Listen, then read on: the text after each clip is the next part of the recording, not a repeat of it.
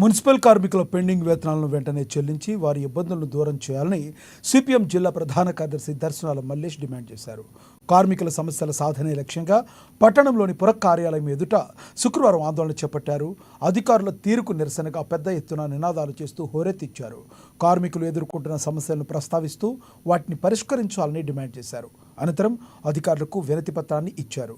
ధర్నాలో స్వామి, నగేష్, జనార్దన్, ఉషన్న తదితరులు పాల్గొన్నారు.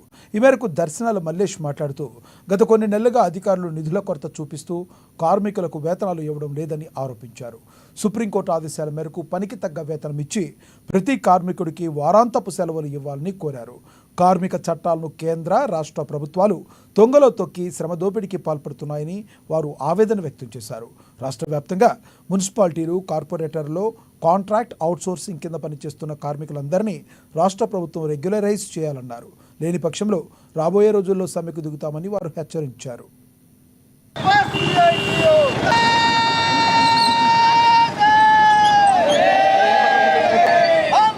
హైదరాబాద్ మున్సిపాలిటీలో పనిచేస్తున్న కాంట్రాక్ట్ అవుట్సోర్సింగ్ కార్మికులకి, వాటర్ సప్లైలో అలాగే శానిటేషన్ డిపార్ట్మెంట్లో పనిచేస్తున్న శానిటేషన్ కార్మికులు కానీ, డ్రైవర్లు, వీళ్లకు గత 3 నెలల నుంచి వేతనాలు పెండింగ్లో ఉన్నాయి.